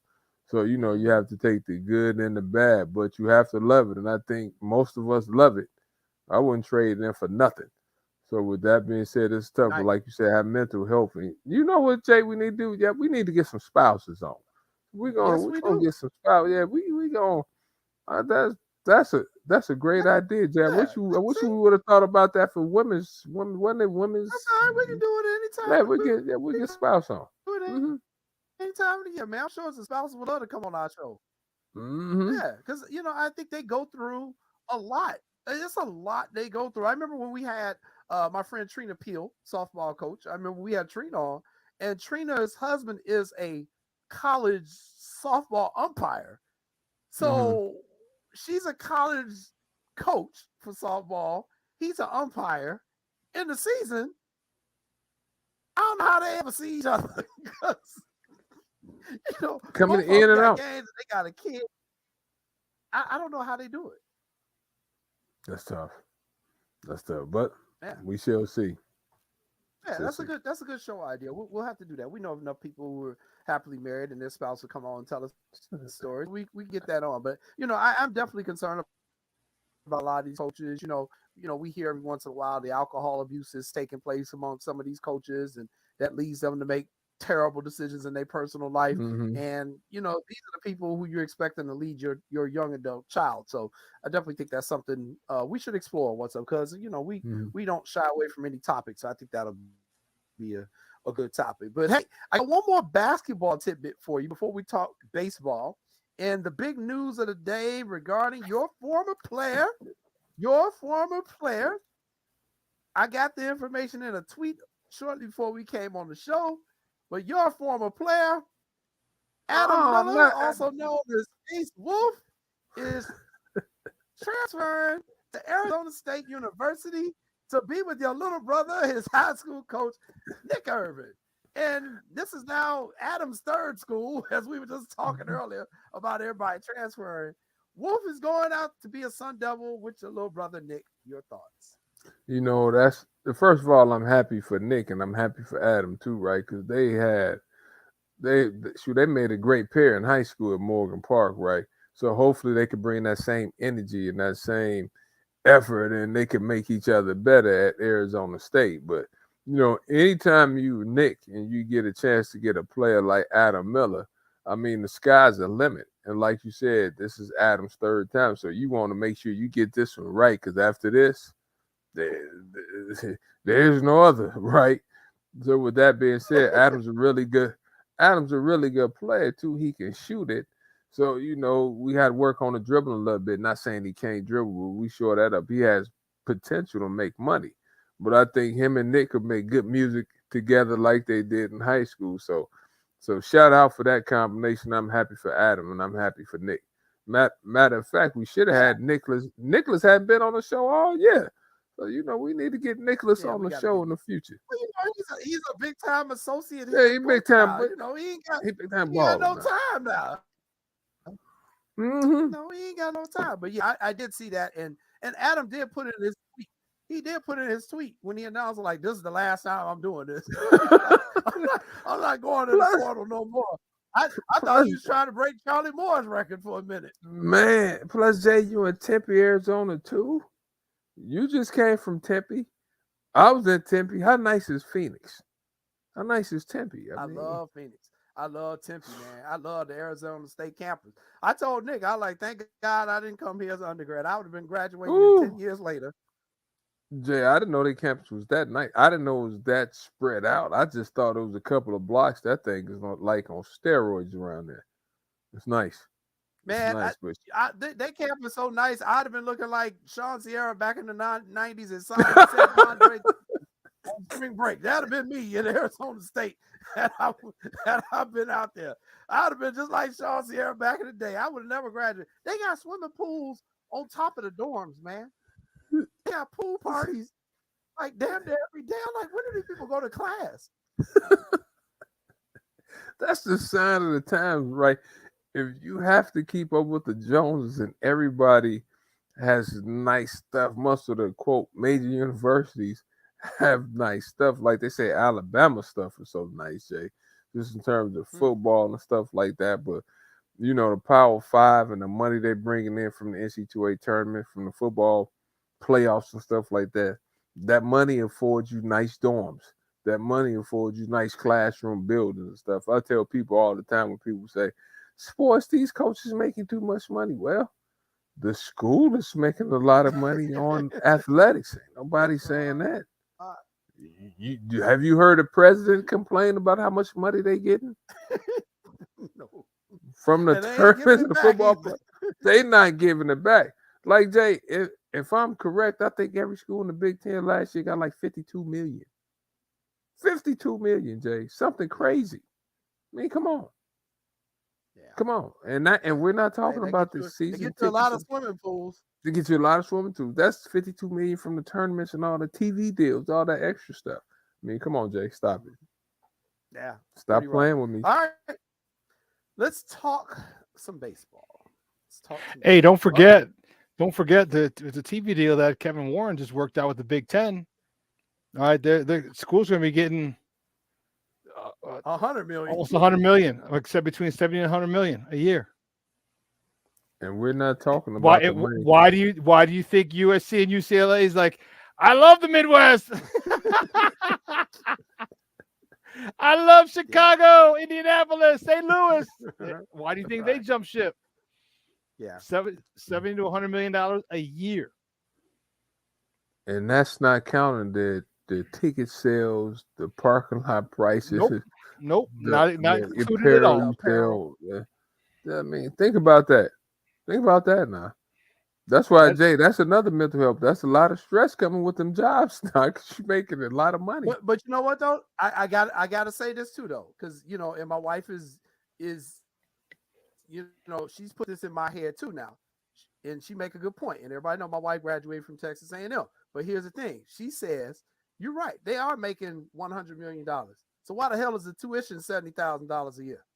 Because if you're making that much money, it's a whole lot more of your student body who could be going to that school at a a significant reduce in cost because if you can get into it's school. a business. Because it's a business. It's a business. They're not going to trust me. They're not going to lower tuition, okay, unless you're a special player or whatever, okay, because they still getting the money there. They're still getting all the endowment money that they have. Why they want such big endowments? I have no. What do they do with them? What do they do with endowments? They build buildings, expand. All right, they'll probably use that to expand so you can bring in more students who are going to pay more $50,000, $60,000, $70,000 a year. Okay, Exactly. so that money is an investment into more students. I would imagine, just from a business perspective. I remember when I worked at SMU, like in 2006, the tuition was like $57,000 in 2006. Then we went to visit Charlie Moore at Cal, and the tuition back then was like $75,000, and this was like maybe 7 years ago. Think about that. That's a lot of money. Why is tuition? Like Sean said, it's a business. That's a great question too. That's a heck of a lot of money. If I were colleges, I'd be like, don't count my money. Stay out my pockets. You do you. We're going to do us. That's a great point. I agree with you, Sean. It is definitely a business. I just think of the larger impact we're having on society if we make it unaffordable for people to go to school. I think that's the other part of it. That's the other side of the coin of it, is that, what are we doing in society if we're putting this thing so far out of reach for some people to attain education so that they can improve their life as well. Don't get me wrong. And I know this is capitalism and that's just part of what comes with it, but I just think somehow they got to find a way a little bit to help some of the other people. That's all I'm saying. Jay, I disagree with you. There are millions and millions and millions of dollars that goes unused every year in scholarships and grants. Okay, so because people want to coddle their kids nowadays, and their kids don't want to do jack shit and get on. Look, if Quita from the West Side can get $2 million worth of scholarships, why can't you? Why can't you? That's true. Because she could. Why? Because she sat her ass in front of a computer, filled out all those forms. Okay, because she came from probably a lower socioeconomic background, the fees probably waived. All right, she decided she wanted to go to school for free. So if you're a person of color, there is no reason why you can't get most of your tuition paid, if not all of it paid, if you do the work. If you don't want to do the work, if you want to bitch and moan and complain about, oh, I got the student loans, I got to do this, no, you don't. No, you don't, because trust me. Before I went to when I went to Holy Cross, before they came and game me a scholarship, I had about $2,500 to $3,000 in scholarships just from, because there was no computer back in 88, 89. There were no computers back then. That was the floppy disk. The floppy disk. There's no internet. All right. So I had to go. I had to look at a book. Went to the library, send letters, and I still got about $3,000 worth of scholarships. And they give you the money. They don't give it to the school. They give it to you. Yeah. So that went right in my bank account. That's a good response, Sean. I cannot argue that point either, because I did the same thing. I didn't get an athletic scholarship, and I funded my education through Pell Grants. Never had to take out a loan, fortunately. But I got, someone told me back in '88, there's millions of dollars that goes unclaimed of grants and scholarships every year. I was like, what? And like you, I remember sitting in the college counseling room or something at Olive Harvey. Mm-hmm. It was time for me to get ready to go to a 4-year, and they're like, look, we got one computer in here. You sit down in front of it, and they had like a database or something, because it wasn't the internet. Mm-hmm. Database, and they were like, these are all the people you need to contact. And you just wrote letters and called and did whatever you had to do. And I ended up getting money. I got money from the Boy Scouts of America because I was an Eagle Scout. So they had some money for me.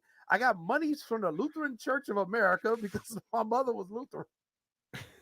I got money from the Catholic people because my aunt was a Catholic person. So I was getting money from just piecemealing it kind of all together. And that's how I did it. So I do agree with you that, people do have to work. And even my wife says that. She's like, people think that athletics is the only way they can get a scholarship. They get academic scholarships all the time. But you got to put in the work in the classroom for one. People don't understand, man. You get a lot of companies. You have a lot of companies who make a lot of money, and it's a tax write-off for them. All right. I mean, if you make, let's say $30 million gross, whatever business is that you're in, are you getting taxed on $30 million? Obviously, minus salary expense, whatever. But you're like, Dan, do I get taxed on $30 million, or can we give $500,000 away in scholarships? All right, boom, that's tax write-off. So tons of businesses, Fortune 500 companies do it. They don't give a damn about. We care about the next generation. No, you don't. You're a damn lie. You care about not being taxed off a higher tax bracket. Stop it. Stop playing. It sounds good, but what? That's the bottom line. Because Stone Cold said so. I don't disagree with y'all, but here's a problem that I kind of have. Like, I don't like hearing like your parents make too much money, you shouldn't get. I think the government should give everybody a little bit of money if you pay taxes and your kids want to go to school, right? Because it was 6 of us, and I tell the story how my father made like $50,000, and we couldn't get the Pell Grant. It's 6 of us, like we can't get nothing. And like you said though, now I do agree you got to work hard and find the stuff, but like Jid just said, I think some counselors are lazy and don't tell kids what they could do, because a lot of time knowledge is key, and sometimes people don't really know you need to do A, B, C, and D. That's why I just think we need to have somebody on the show. But I'm still pissed about not being able to get the Pell Grant and them telling my daughter, your parents make too much money, you can't get nothing. Come on, stop it. Now she did her leg work now for grad school. She was on scholarship going to whatchamacallit when she went to Hampton. She's on volleyball scholarship. She got most of her stuff paid for in Central Florida.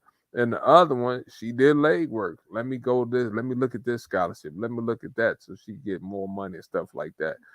But it's tough, and I agree with you too, Jay. Like, I understand it's business, like you saying, Sean, but 80,000, and I'm gonna stay out of people's pockets. I'm like, damn, should school really? And I know them don't even curse on the show. I'm like, damn, should school really cost that much? Hey, it's pretty. That's like the state of Illinois. Where's all that gambling and reefer money taxes going? But that's that's another podcast. Exactly, because that's another podcast. Exactly, because that right there is crazy. So that's $1 billion in reefer, over $1 billion in reefer sales. Man, we need to. We know where that money went. It didn't go into them.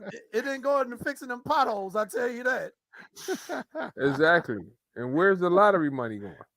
Yeah, lots of questions. All right. Thanks, Sean. All right, we're going to talk a little bit about our White Sox, Lance. Good Lord. The White Sox have not won a series yet this season. Now, it's only 3 weeks into the season. However, when you asked me a few weeks on the show my thoughts on this upcoming season, I said, I'm going to wait and see, but I don't feel confident about this team. And I said, because the major problem I have with the White Sox are the injuries. That was my major problem with them. I said, you got the same people coming back who have a history of injuries. I'm just not confident they're going to stay healthy. We already 3 weeks in the season. Eloy already been in the disabled list. Yo-Yo currently on the disabled list. Tim Anderson currently on the disabled list. Joe Kelly back on the disabled list. Luis Robert hadn't been there yet, but I think he's next because he's about due. But there are even more. I think did you do like a printout of everybody who's currently on the disabled list, man? Oh man, I gotta find it, but I looked at it. You were spot on, Jay, what you said. And my thing is this: the best availability is being available to play. Right? And I looked, Jay, and it was about 9 people on that. This one day to day, this we talked about Eloy and stuff like that. My problem was we said the same stuff last year at the start of the season last year. At like the 40 game mark in the season last year, we was talking about we still have players hurt. So my thing is this, Jay, y'all know I've been hurt too. But it's supposed to be a different level when you reach the major leagues, right? And like we start off the season with people hurt every year, so at a high rate. It's not like you got one person hurt. It's at a high rate. So I mean, are we eating the right foods? Are they doing the right strength and conditioning? Or is the major league season too long and maybe training camp needs to be a little bit longer? I mean, what's your thoughts on the situation, cuz? Well, I mean, they've changed training staffs. So they brought in a whole new training staff because they felt that could have been the problem the last few years. And now these guys still getting hurt. And my point is, these dudes just keep getting hurt. They're a problem. It's no different than Kerry Wood and Mark Pryor back in the day for the Cubs. That's the way I see Eloy and Yo-Yo is our Kerry Wood and Mark Pryor, which is why I was willing to do away with them after last season. I'm like, I've seen this show before. Yeah, they gonna come out, they gonna be hot, and then all of a sudden something gonna happen. I can't keep watching this movie. I'm cool with Jake Berger at third base. I said that. I know his defense isn't as good as Yo-Yo, but that fool can hit. he hit like crazy. He's smoking the ball, which is what I said. And, he coming off major injuries too, but he hadn't been hurt, lately. I just don't think you can win if the guys are not available, man. And you got to make those moves. And then the second problem is their pitching is atrocious. It's just bad. It's just bad. I don't know if Michael Kopech will ever become what we think he can be because his control is just suspect and he hasn't developed an off-speed pitch. I'm just really irked with the White Sox.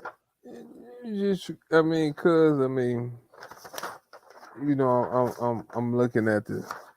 I was trying to find the pitching staff, Jay.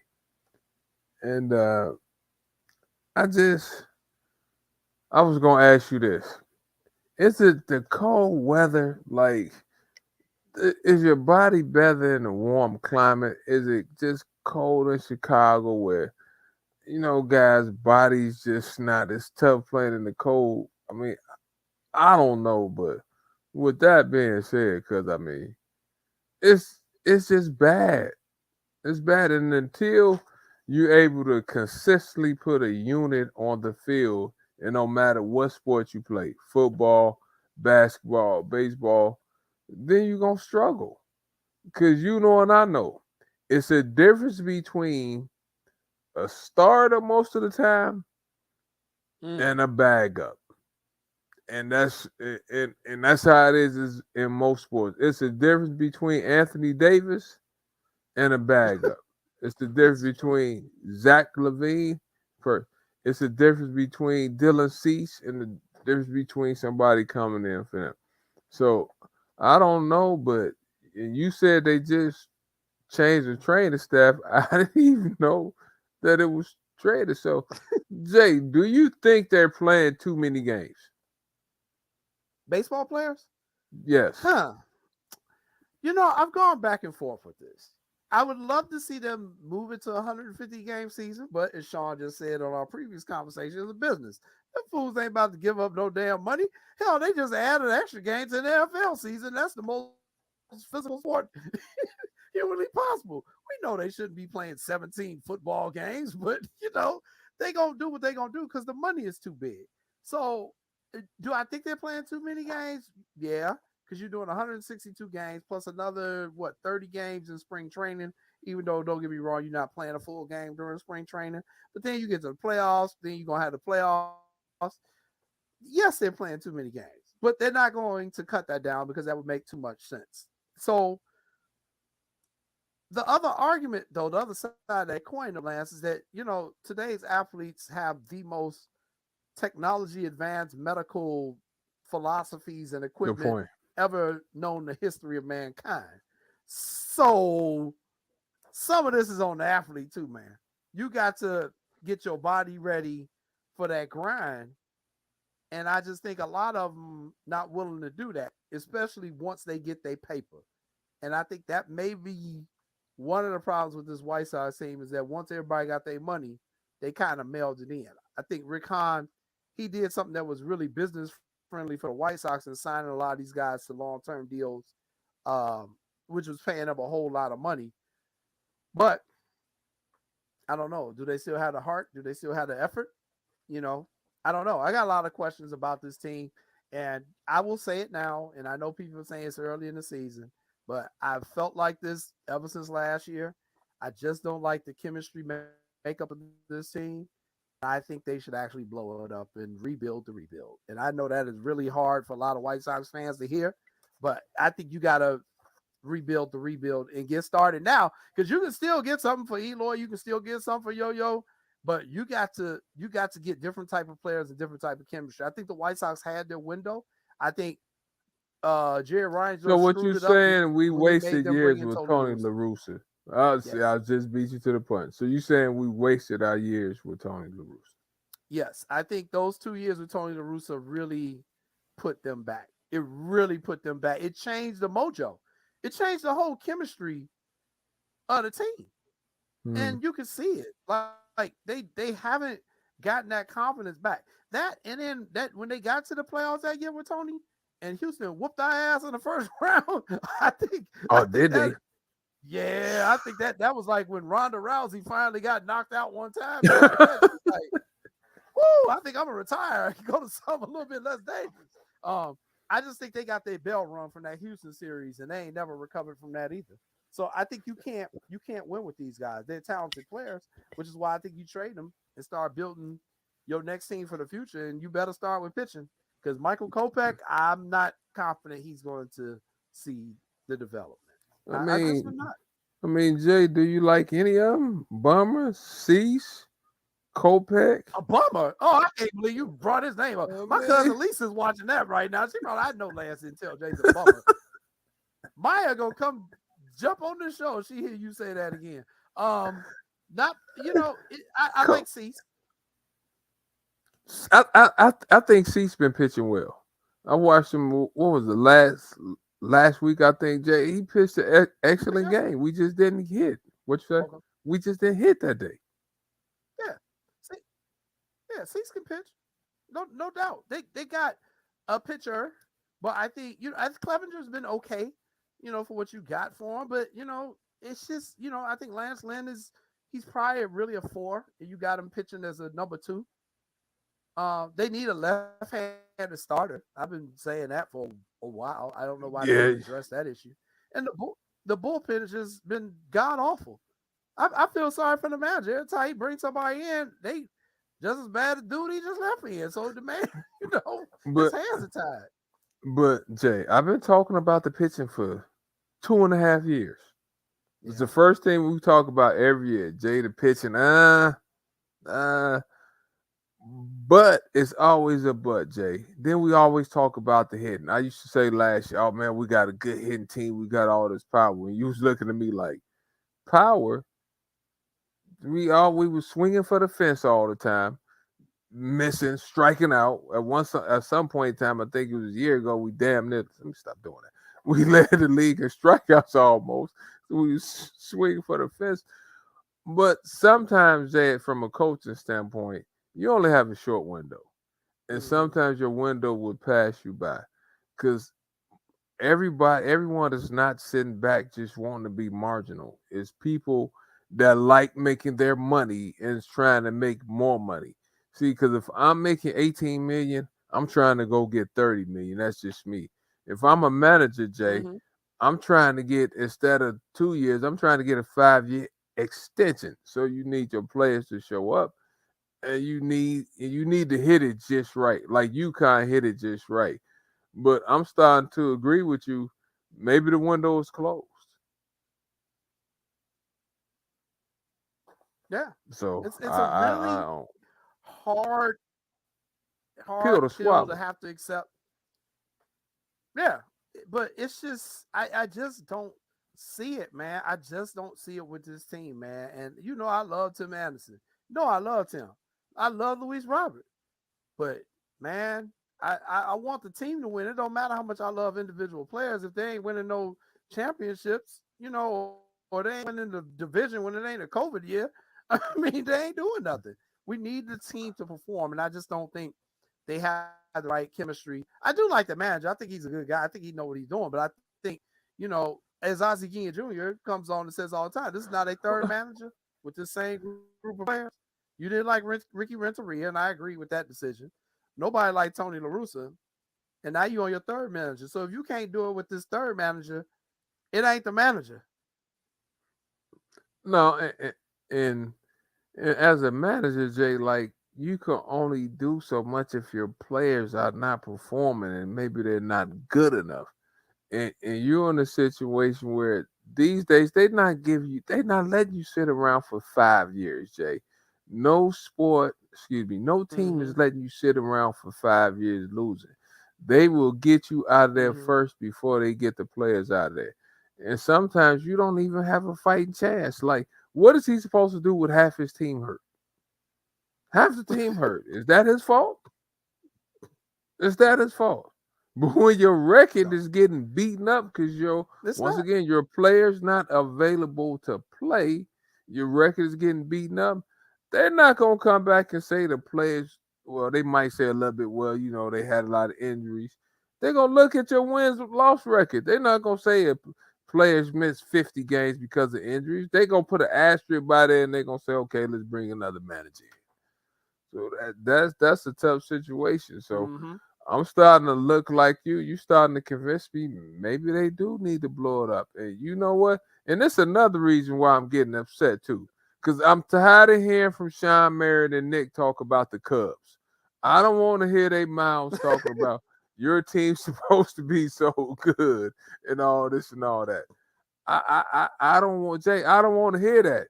I don't want to see Nikki and Yeah, Sean running around with Cubs hats, Cubs jerseys, talking about I told you. Do you want to hear that BS? I don't.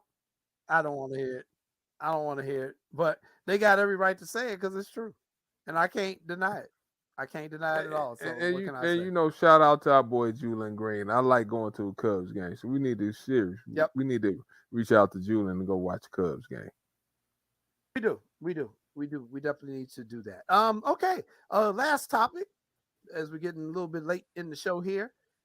The Blackhawks finished their season and they finished with the third worst record in the NHL. So this season was a complete failure because we wanted to finish dead last, but we finished third from last, which isn't bad. They will be in the lottery for the Connor Bernard sweepstakes. Connor Bernard, I know you're not a hockey aficionado.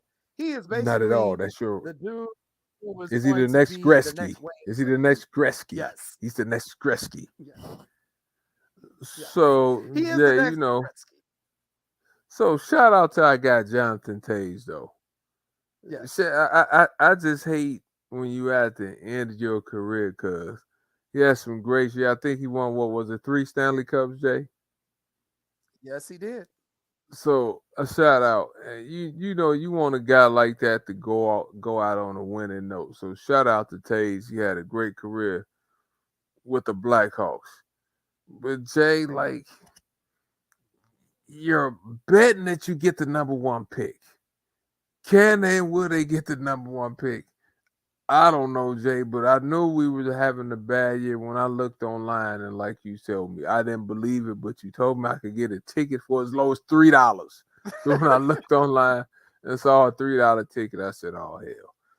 That's when you know you're struggling. So what do they need to do, Jay? Like they got the Joneses. I don't know, Jay. Like, how can we get better? Well, so here's the thing.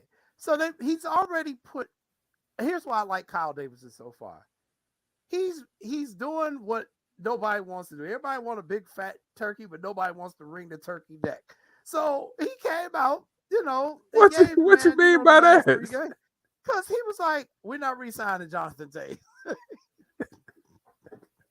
Got to go ahead. The man traded Patrick Kane, my favorite hockey player of all time. He's like, yeah, he got to go. I'm sorry. He traded away everybody he could get something of value for. That's why I'm saying the White Sox got to do the same thing. He was like, this going to hurt. I'm just telling you now, but I'm doing this. He traded Kane. He said Taves ain't coming back. Everybody who had a contract that was paying them more than they needed to make, he was like, I got to let him go. And he's gotten draft picks. So if you look at this year, he's got, he's going to have that lottery pick, but he's got like 4 second-round picks. Mm-hmm. And then he's got some in the third round. And next year, he's got, I think, 2 first-rounders and stuff like that. So I get what he's doing. This is what a rebuild is going to look like. And it's going to be terrible for the next season or two. However, if you draft right, if you hit on those prospects, it's a brighter day ahead. And so he's doing what you got to do. It's going to hurt. It's painful. And we got to stop living in the past of the 3 cups. You know, I got the DVD. I can go back and watch it whenever I want to cheer myself up. But right now, they are in hell. They are in hockey hell, and they got to change it. So purgatory. They ain't even purgatory. They in straight hell, dog. So, you know, they're doing what they need to do so that we can start talking hockey again on the show. Good Lord. Because you and Evan Moore, y'all the hockey guys. 2 black guys talking hockey. Y'all do a great job of people of any color. Yeah. But I mean, because it's tough. It's tough. And like you said, you putting stress on the guy to make sure they get the right draft picks. Yep. So, all right. And speaking of hockey, our guy Phil Thompson from the Tribune, he'll be joining us in a week. Phil. Got to give him. Phil went on vacation. I ain't mad at Phil. So we'll ask Phil where he went. Although I think he went to Miami. But we're going to ask Phil where he went when he comes on the show in a couple weeks. But hey, that's another great episode of What's Up, Cuz, man. Oh, my God. Thank you to our guest, Coach Kamani Young of the UConn Huskies, national champions. Congratulations to him. He was a great guest. Lance proved that he knew pretty good amount of stuff about Jackie Robinson. He got 60%. So that's pretty good. And next week we'll come back with Jump Ball, and then we'll come back with another What Lance Knows. So those are our 2 new segments. But for our super producer, Sean Sierra, for my cousin, Lance C. Irvin, I am Jason Palmer. Thank you for tuning in for What's Up, Cuz. We will see you again next Monday night at 6 p.m. Take care. Peace.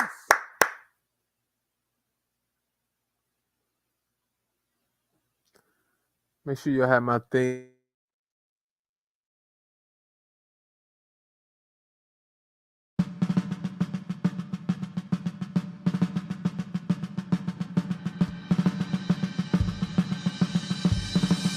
Lift every voice and sing till earth and heaven ring with the harmonies of liberty. Let our rejoicing